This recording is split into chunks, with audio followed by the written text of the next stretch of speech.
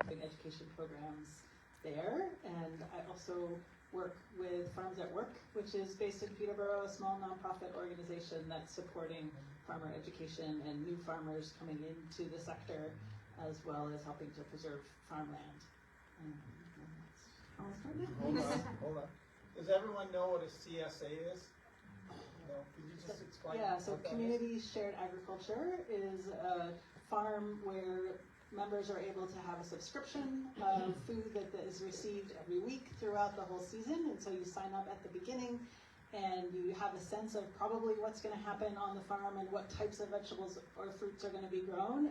But you don't know exactly what's going to come when, and it helps the farm to be supported at the beginning of the season when a lot of the costs are coming before the harvest actually comes. And it really helps to build community, because folks who come together sort of often all on the same day are coming to pick up the fruits and vegetables from the farm and meet each other, and it's a really wonderful way. We had about 15 years of offering a CSA, and it's really a wonderful way to build community on farms, which is one of the things for me that feels most important about farms in rural communities. Thanks, Russ, for asking that. And I'm Aron. I am from Foragers Farms, based out of Coburg, and we are a first-generation farm.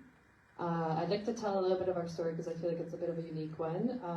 We started about 10 years ago now, and we found it really challenging to access land. And I came to a very similar kind of viewing of a documentary. I don't even remember what it was called.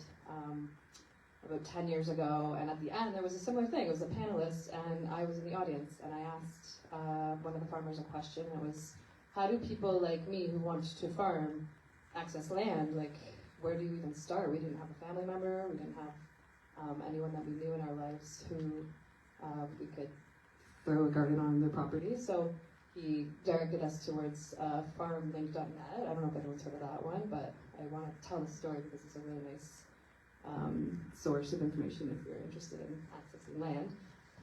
So this is how we started 10 years ago. We started off bartering to live on someone's land because we found them on farmlinks.net, and we were bartering for about 2 years, and then we eventually ended up renting because our business kind of ended up thriving a little bit more. We didn't have enough bartering time, and then we ended up purchasing in our 5th year. So we've now been farm owners for 5 years, but farming for 10 years, and we farm every vegetable you can think of. As well as after we bought the farm, we now do some perennials like fruit, asparagus, flowers, hay came with buying the farm, so we're hay farmers now. And over the years, we've really evolved. So we started off doing really small markets. We did CSAs with maybe like 15 members, and now we're in our 10th year. We do an 80 CSA member program. We have a farm store. We do 3 farmers markets.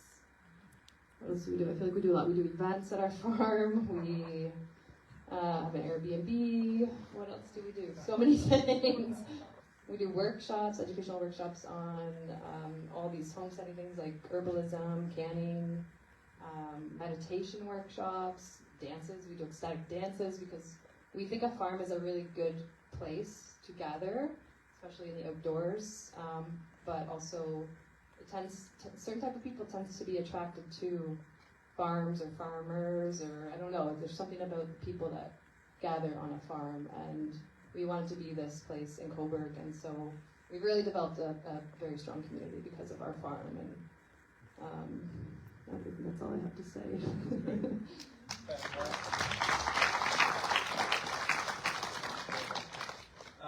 So I'm going to just not use a microphone. Can you all hear me okay? Okay, great. A little louder.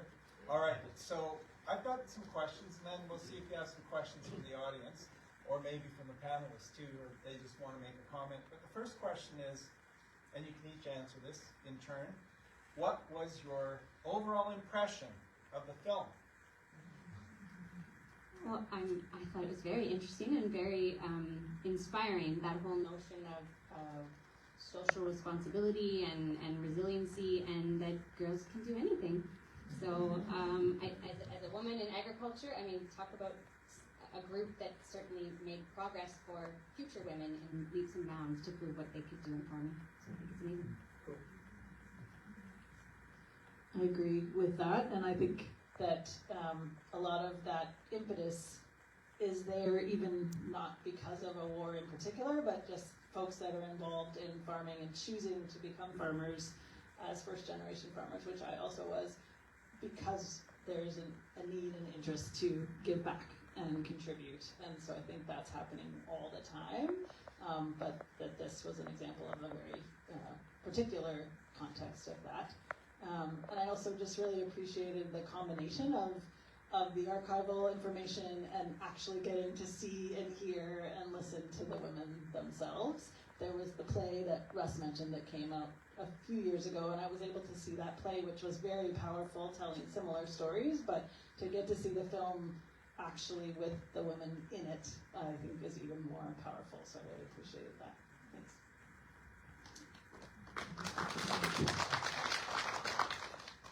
I was really emotional. I think it was really profound to see these women in their 90s just reflecting on their younger selves, and which is, I could relate to their younger selves in a way at this point because I'm in my mid-30s.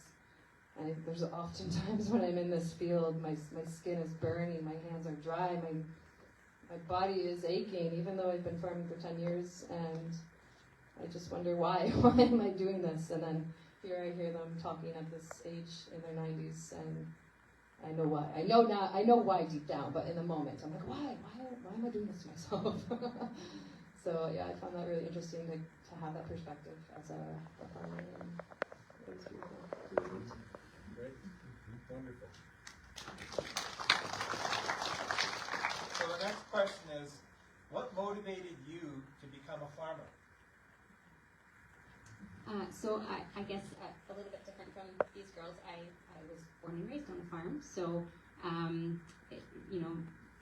raised by parents who farming is in their blood. That's what we do. So I know my dad has said before that he can't imagine a backyard without cows in it, and I think I feel the same way. So for me, like, we bought the store in the end of 2022. So even though I worked in the industry, that let me become more involved in the farm.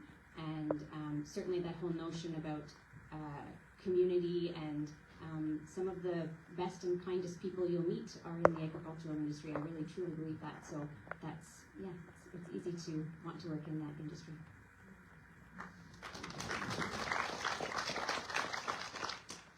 So I've been doing land-based education work, and my partner and I moved to Manitoulin Island 25 years ago, and didn't have a specific plan for what we were going to do when we got there, but we knew we were going to do something land-based and something educational, and had a collection of skills. He was an engineer, and I had done community work, and someone offered us, like you were saying, you didn't know anyone that had land, and someone said, well, I got a 1/4 acre if you want to grow some vegetables, and we had done gardening, and realized, okay, well, let's just try it and see what happens. And so we took our 1/4 acre and planted longer rows than I had ever seen. We were in our living room, and Paul said, well, how long should the rows be? And so we just took a tape measure and, went down to the end of the living room. I was like, that looks like a lot of tomatoes to me. Let's just try it and see. Like, we totally sort of made it up as we went, but he's an engineer and I'm not. And so between us, we had these complementary approaches to things. I just sort of thought, okay, let's wing it a little bit, and he definitely wanted to organize it all. But we just really had support in the community. We said, let's just try it and see how it goes, and it went well enough that we continued and did the market gardening initially. And I just really, again, appreciated the community aspect of things, and we said, let's just see. We had participated ourselves in a community shared agriculture garden as customers or consumers, and that had never existed on Manitoulin before, but we thought, let's just try this because it's a bit more predictable than going to the farmer's market and not knowing who's going to be there and who's going to show up and how much can you sell. And so we said, if we get 10 people that are interested, then we'll try it. And the first year we got 20 who said they wanted to sign up. So we did it, and then it just grew from there. And people said, oh, I never knew what this was, but I'm so glad it's happening now. Like, it just really was able to build community. And I also could relate to the the film and just being so sore and so tired and so exhausted, but so satisfied at the end of the day. I think that's just really what it is over and over and over again. Like, why am I doing this? Okay, I can do it one more day or one more week. And also being able to invite others in, sort of like the girls where we had volunteers, people, members of our community shared agriculture volunteered, and so they came out just for one day to pick peas, and we're like, oh, we're doing this every day, and then they appreciated it more, and then they understood, and then they realized, oh, it's raining. It's going to ruin my vacation, but it's going to make my vegetables taste better. And it really changed people's understanding of where the food comes from and how it comes. And so even people who live in rural areas don't always think about it. It's not part of their daily life. And so it's really good to be able to spread that knowledge and understanding.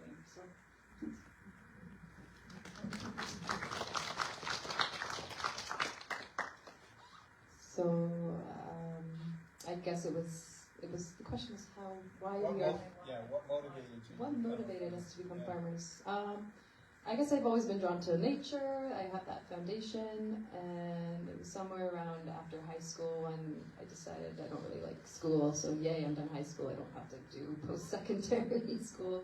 So I got involved in volunteering at some farms at a pretty young age. I was already kind of interested in health and nutrition. I had thought maybe if I were to go to post-secondary school, I would consider being a naturopath. But my maths weren't good enough. You need math to be a naturopathic doctor, so that didn't happen. So I got more hands-on experience at farms. I got into the whole culinary world. I was a chef for about 10 years, and I had always worked at small-scale mom-and-pop restaurants. And those are the people who tend to like to work with the farmers. And so this one restaurant in particular, I was in Oshawa, it was called The Table. And she was very community-based, and she had one long table down her restaurant, and the idea was whoever came, you sit around this table and you get to know who is beside you, because this is one way to commune over food. And she also had a passion for gardening as well. So I happened to already be interested in this, and she had a connection to a farmer at the time who I pivoted to volunteering at his farm, and I guess I've just always been interested in nature and farming. And then I met my partner Tyler somewhere along the way. We've been together now 14 years or so. So 14 years ago, I got him coming to volunteering on these farms, and at this point we were just friends. And he was in the trades industry. He was a sheet metal mechanic, which turns out is very handy when you have a farm. He's a very handy man. But he wanted to get out of that industry. He was sick of driving to Toronto, even though he had only been in that industry for like 5 years, but he had a whole other perspective on it. You know, he had achieved his goal of becoming this tradesman, and he was sick of it. He made the money, and this was the money that he was able to throw down on investing into our farm, which was very helpful. And I had a little bit of money to throw down on a yurt, because we lived in a yurt for the first few years on this property that we ended up bartering and then renting and then owning. So, so different motivations from both of us. He wanted to get out of the industry that dealt with chemicals and driving to Toronto all the time. I was already passionate and in that industry in a way. We combined our talents together. He just he actually did this really neat thing in the trades industry, which was he told his boss, I'm either quitting or you can let me work part-time. So his boss decided he really likes his workmanship. So he kept Tyler on part-time, which is really rare in the trades world. And he was able to slowly step into gardening, and I was still in the culinary world, so I was able to buy the food off of him. And then, we just made the pivot moving to this farm. It was kind of a soft landing because we didn't have the pressure of high rent. We were bartering, and the rest is history. We decided to have kids together too, so I guess that's how I stepped out of my culinary industry, decided to go full on in the farming, raise the kids on the farm together. And so now we have an 8 and a 2-year-old, and we were doing that. Great, thank you. Okay, so after watching the film, what surprised you the most about the farmerettes' experience in Ontario? What surprised you the most about their experience? I think one of the things that surprised me the most is how it was such an untold story, and that so many people didn't know about it. But I guess I shouldn't be surprised that they ended up having so much fun doing such hard work, but maybe I was a little. If it was a lot of girls coming from non-farm backgrounds and not knowing what to expect, that they seem to really have a sense of camaraderie and that they all seem to reflect on it positively. So yeah, that was surprising.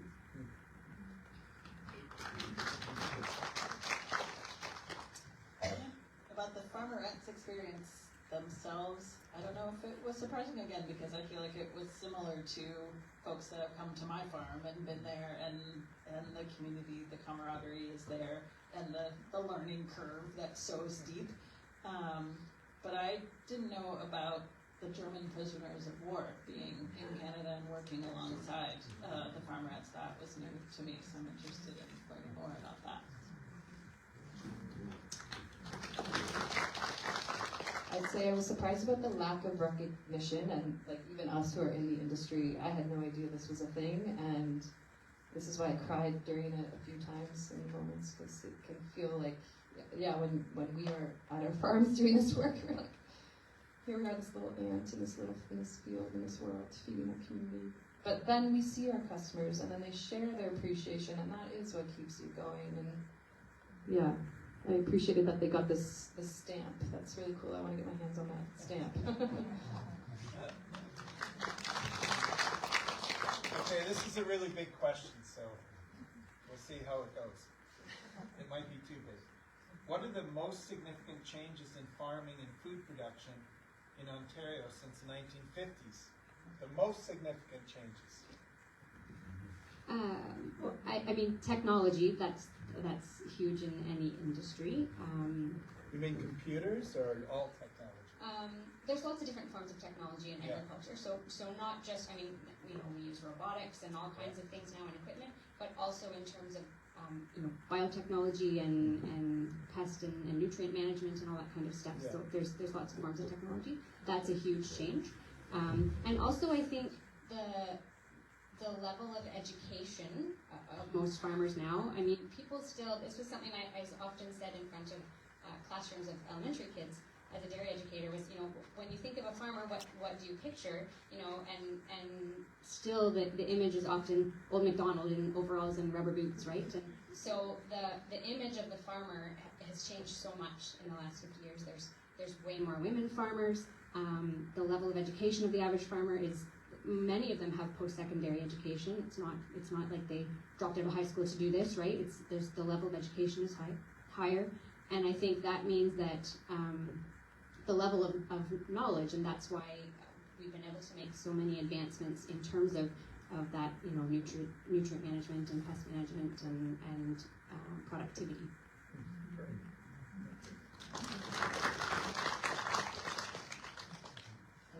With those things, and I think the globalization and the force of globalization in agriculture, which, I mean, it's interesting because this film is about international relationships around food, and so it shows that already was a thing, but I feel like now it's shifted more, and the force that international economics has on the local agriculture makes it harder for smaller and medium-sized farms, I think, to be able to produce food in a way that's accessible for local people, and the way the pricing systems work, and there are so many factors at work that there aren't directly here, right? The larger factors are making it have an impact on what's happening. So I think, that globalization. And I think the other piece maybe is the missing regional infrastructure, so that there used to be, like, in that time they had their canning factory right there next to the orchard, and so things were being produced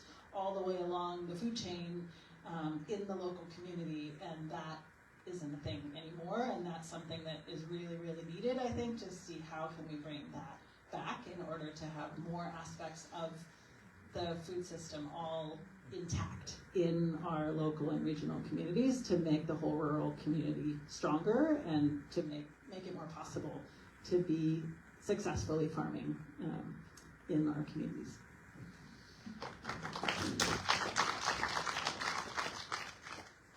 I would echo the technology, but more specifically, social media has been able to create stories for a lot of us farmers who realize that people do want to know where their food comes from.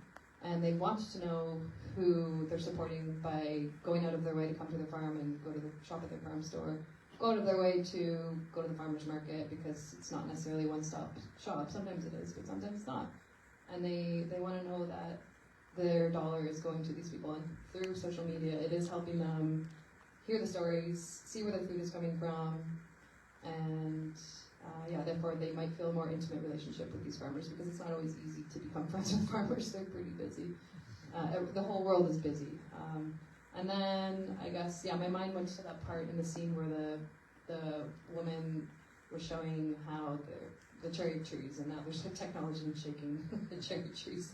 Those ladies back in the 50s would have appreciated that, I'm sure, but yeah. Okay. So just to flip it around a little bit, what parallels do you see between the farmerettes and how young women today take on essential but under-recognized work? So what are the parallels today when the young women take on essential but under-recognized work today? Well, I think that it still comes back to women supporting other women. So the friendships that were made there, and the camaraderie amongst those girls. Women often carry the heavy loads. That's how, mental loads and all that kind of stuff. So to have that support from other women, and I know, spending so much of my career, all of my career in an industry that was male dominated. I mean, it's gotten better, certainly, even just in the 15 to 20 years that I've been in it. When I first started at Hort Station Farm Supply right out of university, and I would go to seed producer meetings, I was often the only girl in the room, or one of, only a few. So I definitely learned to look for those other women that were there and find support in them. And I think that's true today or in the 50s.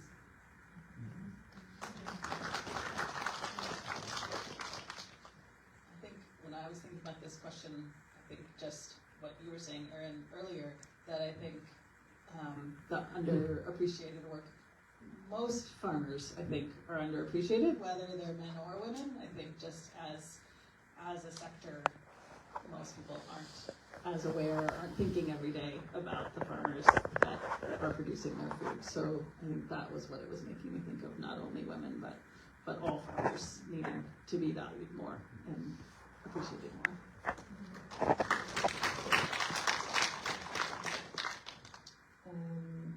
My mind goes to how every year we hire new people, not always, but sometimes we hire new people, and farming can be very romanticized, and it sounds like maybe that's what these women went through really briefly for different reasons than people that we hire, but I think it can be very romanticized, but there's a lot of grit, but there is a lot of reward, and the reward is more, I would say, mental and physical than any other rewards. Not necessarily financial rewards, but yeah. Okay,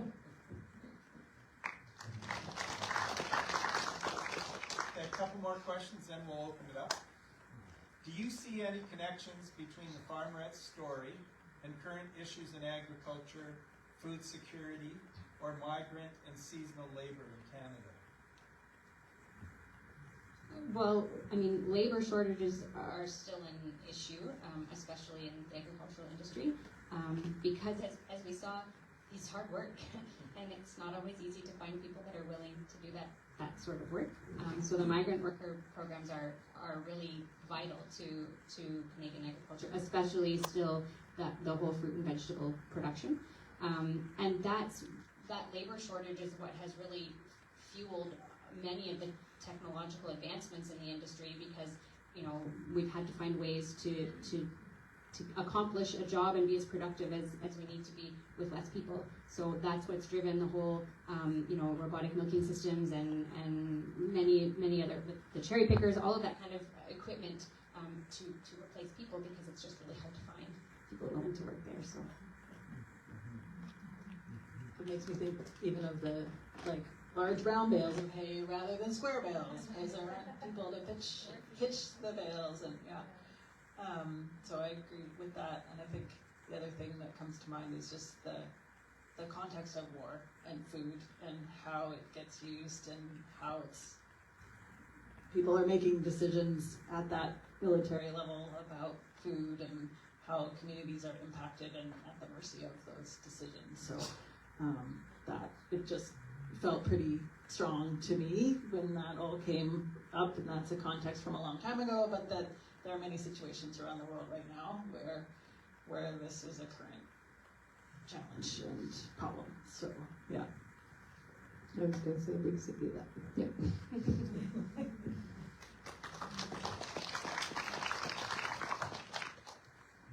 Okay, anyone from the audience? Any questions that you might have or comments? Go ahead. Stand up so we can hear you and make sure the audience can hear you. If you don't mind.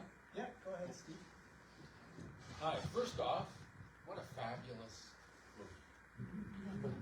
You cried a little bit. I think I cried through the whole thing. Like, it was just amazing. It was amazing. And such a fabulous panel, and the questions. And my question really is about food security. In Canada, really, as far as what we eat, most of the food that we eat is not produced in Canada. It could be that farms are not supported in a way that produces food for us as Canadians, so I'd really love some feedback on that. And the second part is, you used very nice words for talking about pesticides and GMOs, which both are detrimental. My wife and I very happily farmed for about 6 years, 100 acres, 12 acres of vegetables, try that. And I would really like to hear feedback on how we could accomplish those two things, because, you know, I'm worried about children eating food that is contaminated by pesticides. Thank you. So I think that things like pesticides and herbicides, so pesticides is an umbrella that encompasses herbicides and insecticides. Those are tools in a farmer's toolbox. So I think we're very fortunate to live in a country where we can support organic farmers and conventional farmers both, and that many people can afford to purchase organically if that's how they choose. So we farm conventionally at home, not organically. But things like pesticides are, and the whole notion of GMOs and plant breeding is what that comes back to basically. They're tools in a farmer's toolbox. Farmers don't want to use any more chemicals than they have to. It's expensive.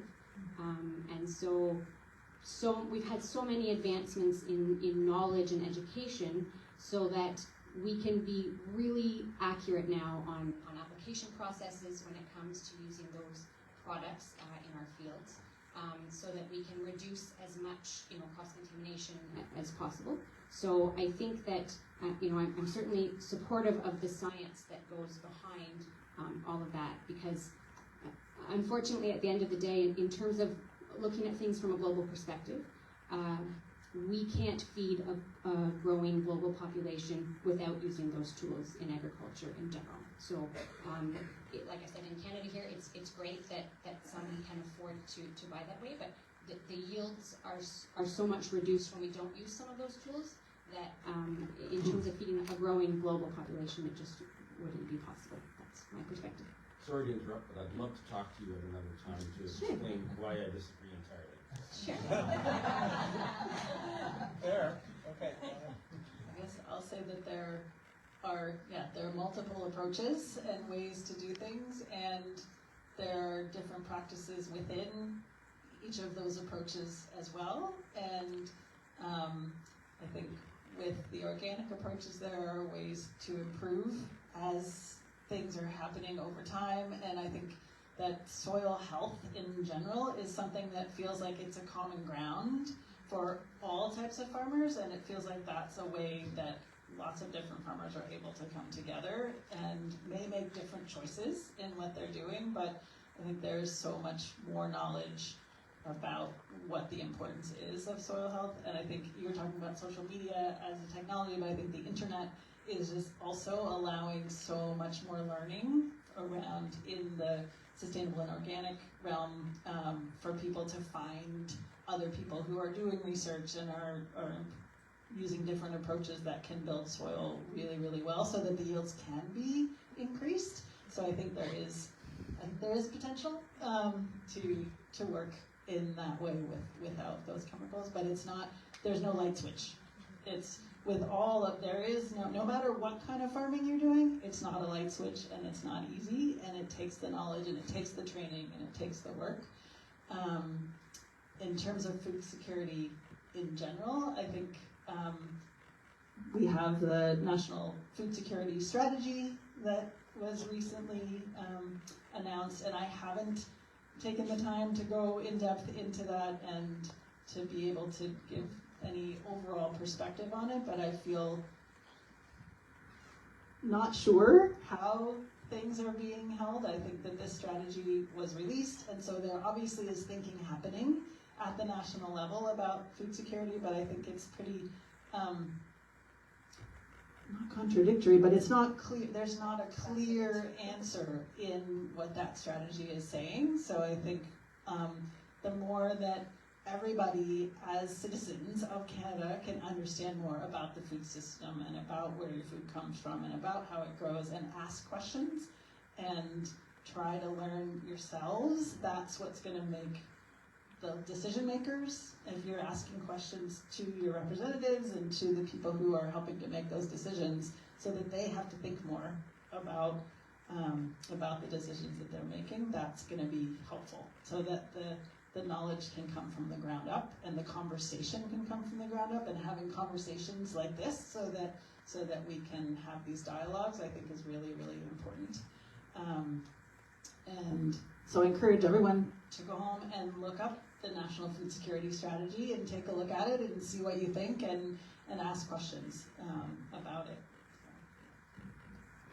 Yeah, and I would say that made me think of how my partner Tyler he has not a lot of time, but he wants to somehow get involved in the schooling system, and because it does really start from the ground up, and if we can get the children to be more conscious of this and have this just basic knowledge of how food grows, why not start at the schools? That's the most obvious thing, because it does happen at some schools. It sounds like the Incredible Edibles is very engaged in that, which would be really cool to talk to you guys about that, because I didn't realize that. But obviously with I forget what your first question was, but I remember what I wanted to say back. It was like supply and demand. Like, the consumers are creating the demand, so if you guys are eating these shipped foods, stop eating them. Obviously that's not going to happen overnight, but it is a personal habit that you have to make and shift by not buying out of season foods. So eat in season, shop at the farmer's market. If you don't grow yourself, consider it. If you don't have that accessibility, talk to your farmers. We all need volunteers. There's always something you can help with at the farm, and that is how you'll learn this skill. This is how we learn this skill. It's how we have the confidence to learn this skill. Because it is very intimidating at first to understand how to grow, and it is a bit of a loss every year, because some crops you can't grow multiple times in the year. Some you can. You can grow radishes like 8 times a year. Not everyone knows that. You can plant it 8 times during one season, and this is knowledge that you can learn through the farmers. I think that's all I have to say. Maybe I'll just say, so through Farms at Work in Peterborough, we have a community farm that's being developed, and so one of the changes I think that I didn't mention earlier, I think, is the price of land, and that makes it really challenging for people who do want to get into farming to be able to do that very easily. And so the community farm project is to make land available for small farm businesses who have some experience and have maybe volunteered on a farm but don't have access to a place to do it, to be able to do that with a cohort, not exactly like we're seeing here, but to be able to do it with a community so that one isn't starting on their own, to be able to share problem solving and ask questions, And so that's one piece. And then also that in terms of the farm link you were speaking about, Farms at Work also has findfarmland.ca. So if you are an owner of a farm and aren't farming yourself necessarily, and the farm is rented, you're able to have multiple choices about how that farm could potentially, in addition to supporting, if you have a large acreage, you could support a large farmer to do large-scale farming, but also a portion of it could be for a smaller farmer to be able to start. And so you can post your land available to be able to rent to smaller farmers. So we've just been working on different tools to be able to find ways to open the doorways to make this process more possible for more people to be able to farm. Okay, thank you. One more question for the panel, and then if anyone has questions for Colin, the filmmaker, since he's here, that would be very nice. So one more question for the panel. Anybody? Anyone? No more questions? Okay, yeah, Joe? Well, let's suppose that Can you stand up, please? everyone figures out that we have a problem with food security and soil quality and all sorts of things, and everybody wants to start farming. What would that look like? And do you have any idea how, many more people could be on the land and have their hands dirty? I think that would be a pretty competitive market. You wouldn't be able to make a living at that point as a farmer. You'd have to get rid of the dollar, and everything would be a bartering system at that point. We'd be going back in time, which would be great, actually. Let's all do that. Also, though, people could grow more for themselves, right? So there's probably a documentary about victory gardens too, right? And so that was a thing, and that can be more of a thing. So it doesn't necessarily have to be an economic, make your living farming, but actually growing food that is for yourself and for your neighbors. And more of the homesteading scale, I think, is also a way when people come to me and say, I want to start farming, I say, or even gardening, start small, right? Like, you think you can do this much, and in May it feels like that, and by July and August it feels very overwhelming. So the starting small, I think, and succeeding step by step can help things then to grow to a larger size. Yeah, I think that the land availability is certainly the issue, right? That's something that we lobby our governments all the time to protect, is our farmland. So, and the size of it's one thing when you're talking about vegetable gardening and where it's slightly smaller acreage, but the size of crop and livestock farms has increased, has I think I read mostly doubled in the last 50 years, because to be financially sustainable and economically viable, that's just how the economy is now, right? We have to farm more acres to make it work. So it doesn't mean they're not family owned. Almost all the farms in Ontario are still family owned, but they are twice as big as they used to be. So the notion that there's enough land for lots of people to get involved, that's usually the limiting factor in terms of someone being interested in large scale farming, is that there just isn't a land base to buy at a reasonable amount to do it. So. Russ, can I say No, something? no. We're going to have questions for Colin. Colin's the filmmaker. We're going to have questions for Colin. So come on up, Colin, and get a mic. Thank you so much. That was wonderful.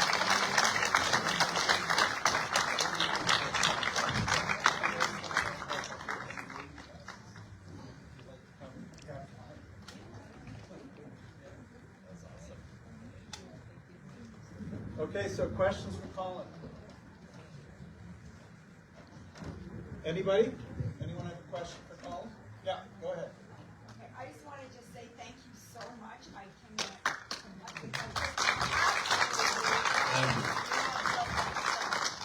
This morning I was weighing out. I had been invited to go to Foodie Theater today with friends, and I had put this on my calendar for today, so there was a wait, and I'm not even a tiny bit disappointed that I didn't go to the Foodie Theater. I so much enjoyed this. Love the music that you played, that you used for the film as well, as telling the story. The length of it, everything, like flawless. I just think it was perfect. Thank you. Thank you so much. That's better than questions. That's an easy question. Okay, one from the panel. I just was curious about the farm owners, like the grumpy farmers that received the girls. Was there any more information about or stories or conversations with them? Yeah, just in general, because the farmers would have been a generation older, so they're not around to talk to, so it's sort of, secondhand through these women. But a little plug for Bonnie's book. I'll be outside, and I have Bonnie couldn't join us today, but so her book's there, and it's filled with letters that they found, hundreds of letters, and so they talk about their experiences. But in general, that wasn't the rule, right? They were so welcomed by the families. They were so appreciated, and there's so much you have to cut out of a film, right, to kind of make it the pace that you want to stay and watch it, right? But there were lovely stories like Betty and John Stafford, the couple that I showed on the couch together. Betty stayed friends with that farming family, and the farm mother, the woman who kind of took care of them on the farm, like sewed her wedding dress for her, right, 10, 15 years later, and that sort of thing. So they were, I think what I understand from Bonnie's research and talking to the women specifically, but more in general, is that they didn't really think, she says some of that they just didn't see how this was going to work, right? But then after the first year, they were like, how do we get them back? And it speaks for itself. The war ended, and they kept doing this work till 1952. They became, it was because other people were here coming to do the work that it stopped, but they were so successful at it. So, there were funny, interesting, specific stories. So that's what I was trying to show in the film, was the kind of the general truths, but also the differences. Some of them, like Joyce Jones, that her neighbors were in the back. They didn't even know that she was in the film. She's fortunately one of the women who passed away, but she was in it because it was a patriotic thing to do. That was how she could serve. Most of the other women, it was a complete afterthought, right? That they were doing it. So I was trying to show those differences as well as what was common. Yeah, go ahead. Stand up so people can hear you. I was wondering, do you know if any of them or Yeah, I guess a lot. they probably had gardens, but Yeah, a lot of them did stayed in those areas, and they stayed as farmers. So they married, the younger farmers on the farm who they were dating, and going to movies with and everything. So some of the women, like Jean Brett, the one who had the cherries all over her faces, right? Or her face. She stayed, and the others, like Shirley Ann English, who's the co-author of the book. She didn't farm. She went on to become a journalist, but she started the whole horticultural club society in London, which is going strong, right? And I could never reach her because she would always be out in the back gardening when she was like 89 years old, and I'd have to go to her house and, oh, you're in the backyard? Okay, well, we need to have a conversation. So, yes, another one. Did the farmerettes have to have a certain level of marks in their education to be able to be excused for that last month? Yes, absolutely. They had, I don't know exactly what, probably the equivalent of an A. They had to have been academically very strong so that they were then given a let from doing their final exam, because it was carried a lot of weight back in those days. They were the provincial exams. So they had to be academically strong so that they could leave school in, sort of in April in some cases to go and work in the greenhouses. I was picturing that it probably was and I thought how wonderful to have your head in a book and be so studious and such a good student, work so hard at it, and then have to just be with nature. Like, what a wonderful balance for. Yeah, and for the most part, these were young girls from the cities. And from Northern Ontario, where they hadn't had the experience of farming, right? So it was a real shock to the system for them. There's another question back there, Steve. Yeah, I just on that point, we spoke before, Colin. I told him my mother was a farmerette. Yeah, amazing. And I listened to an interview that one of my nieces had done with her. My mother passed away 3 years ago, but at 97. But she. One of my nieces interviewed her before she died, and they got into the farmerette thing. And my mom said, Well, to be a farmerette, you had to have a 60% average. So the bar was very low. But she said, if you volunteered to be a farmerette, I guess after their high school exams, they had these province-wide exams. Yeah. So that's what they got out of it. Yeah. If they agreed to become a farmerette, they didn't have to write the province. Yeah, and they were brutal. That was a big motivation for her. Yeah. But also, just to that point of, you know, my mother, she had an older brother who was overseas in the war, an older brother-in-law who was overseas in the war, and so, and you know, it's a very, she described it as an extremely difficult time, 1939 to 1945, and when the opportunity came to help, you know, she jumped. Yeah. Thank you. Anyone? Yeah, go ahead. Back there and then over here. So England had a similar program with the land growth, and I Right. know about that previous, but this is the first time I've heard about that. Do you have a sense of why it's like kind of secretive here, or like Yeah, not celebrated like it was in England? So there's lots of perspectives on that. I asked each of the women why they thought that this, and they all had different thoughts. And but the Land Girls, if you didn't hear the question, in England, you know, there was actually a Netflix series about the Land Girls, and there's been different things. They actually got you know, like commendation from the Queen. There's a statue to them. So they were kind of celebrated. I think it took a while, but they did recognize them and celebrate them. It was just, you know, they were women, but then Bonnie will say, well, everyone knows about Rosie the Riveter, and she was a woman, and you know, maybe it's just more exciting to hear about people building bombs and bullets, and like what we heard from the panelists, everyone just assumes food's going to come to the table, and they don't think about the role of farmer, and that's sort of a general, you know, kind of lack of it. A lot of people feel guilty. I should have known this story, right? It happened all around us, and but I'd say at least half of the families where I went, the kids didn't even know that their mother had been a farmerette. They were like, "Who's this guy? Is he a scammer? What's going on here? Why does he want to talk to you?" Like, they thought it was like a ringette team, and so, and then I'd be interviewing them, and they'd be like gasping, right, hearing about their mother like smuggling cigarettes over from Buffalo on the weekend off, and I'm like, please, you know, I can't use the footage if you're laughing. But so, you know, it was. I think a lot of things, right? That everyone was just so happy that the war was over. You know, and a lot of the men who came back didn't talk about it, right? Didn't talk about their experiences. People just wanted to move on and go forward, right? I don't know if there's any right or wrong answers. They're all different reasons for it, but it's now, you know, which is great with all the exposure of the film and articles and the book and the play and the stamp. So on our website, welendahand.ca, we have a link where you can go. You can't get the stamps anymore at the post office, but you can order them through Canada Post. And we've got a Facebook group, so anybody who's interested, we have a Facebook group and an Instagram group. We also created a group called Farmerettes Forever, and there's people from all over the world who are sharing stories of their grandmother, their mother, posting pictures, connecting. Oh, they must have been in the same camp. Oh, that's her on, you know, number 3. So I encourage you to go check that out. And so there's a question there, and then here. Yes. Yeah, I just wondered if this had inspired you to do more work, more filmmaking in areas of Ontario's agricultural history. Because, you know, we haven't done a wonderful job at looking at our social history in terms of farming, and this just seems like such a wonderful model that you've developed here, and the connections that are continuing. It's just a remarkable achievement, and it deserves to go further with more activity.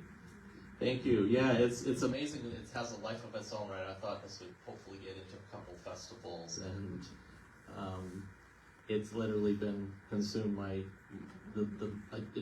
added a year to do the project, and now it's been another year showing it. So it's been in like 30 festivals. It's won a dozen awards. It's been screened all over the place, but it takes a lot of time and effort to kind of do that. But it's wonderful because, you know, there's just every community embraces it in a different way, right? Like, it's so wonderful to have this panel of these women who are actually contemporary farmers and all these contemporary issues, and to see how it still has some relevance, right? But every community takes the film a different way. So like we were down in Petrolia, and there was like 300 students, and half of them were dressed up as farmers and farmerettes. And these were kids who were in grade 6. I didn't think that it would be above them, but they were right into it. They would research these women. They had read stuff on the website, and they were like, oh, that's the one who stood up for the Japanese girls, and she spoke her voice, even though like they're inspired by these women. So that's so it is getting out there, which is wonderful, and people are talking about it. Personally, I'm there. There's lots of opportunity, but I'm working on other films, the things that I'm interested in. It takes a lot of time and effort to do it. So it's here. It's right for the picking, so to speak, for others who want to pick it up and do stuff. We did partner with the Grain Farmers of Ontario, and so they have we've used the interviews and things around food security, women in agriculture, use of technology, themes that are important to them, and they're available freely up on the internet with teaching resources, so that elementary teachers can grab that and then use that in their classroom as a way into these kinds of conversations. Great. Very good. Yeah, they just briefly talked about some of the girls biking from Quebec. Like, what? Could anyone elaborate? Yeah, so Bonnie researched that. Bonnie's just like still, like, she should come to me. She is, I know, because I get like emails every night about she's just found another thing, and this is another thing. She was puzzled, like, why? So the deal was, you got out of school early, you didn't have to write your final exams. You would have your transportation paid, and if you completed the 16 weeks of work, then you would have your transportation home paid. But if you dropped out, you'd have to find your own way home, kind of thing. And not many girls dropped out because it was sort of a sense of pride for their community that they were off doing this, that kind of thing. But she couldn't figure out what was going on. But the fine print said it had to be an Ontario address. So she figures that they just wanted to come and do it. And so that's the means that they had, and they didn't have the money. So it probably would have taken them a few weeks, but we have photographs of them, and we've met some of the families and shared photos of, when they stopped in Cornwall on their way down to Niagara on their bikes and that kind of thing. Was there a convoy of them? Or I don't think there was thousands of them, but there were maybe dozens or something like that. So Okay, there's a whole other document. one more It question. is. Each of these is a whole documentary. Any other, one more question before we close? Anyone? Amanda? Amanda? Hi. Amazing film. That was Thank you. spectacular in every way. I'm just curious, the last question that Russ asked the panel, I don't know if you have any opinions on that, about the parallels with the conditions of today, or if you heard this from if the farmerettes talked about it, if, what could possibly, we're not at war right now, I know that's a massive thing, but I just found it so inspiring that I didn't realize that there was such a stronghold of an international food economy prior to the war. I thought there was more domestic production, and the fact that they had to focus so much on that at that time, and that quote about how it saved Britain, basically, all the food being grown in Canada, and I thought, at what point does it get to that we need to do that again? And I just wondered if, if the affordability crisis is becoming a big problem, like a quarter of Canadians are food insecure. I wondered if any of the women that you spoke to talked about, like, that we need a revolution like that again, or that they'd like to see young people doing what they did, or anything like that. Yeah, they weren't, and I'm not really an expert on this, so one of the panelists could feel free to jump back up to the stage and talk a bit about that. But when I asked them about what would you say to a young person today if you had a teenager your age, what would you say to them about your experience and that sort of thing? So it was more in that context.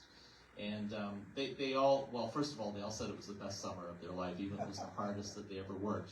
It's the strongest memory and the best thing that they ever did, really. That was pretty much unanimous.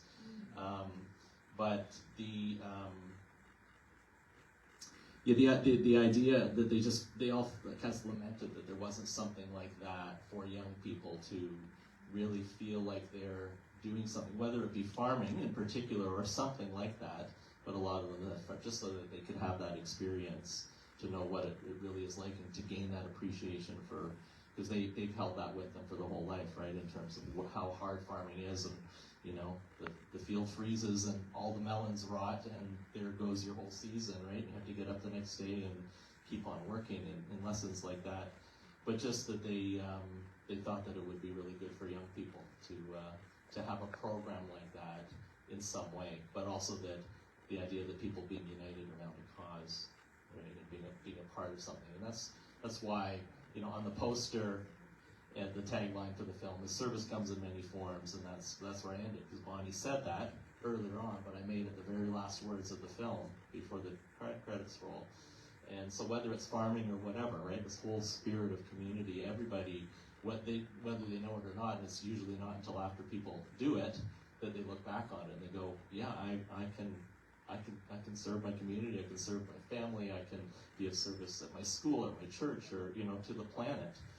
And everybody can do that in their own way. Right? So, I don't know if that answers your question, but Great. Thanks. yeah, I'll be out at the back if you want to stay in touch, and we lend a hand.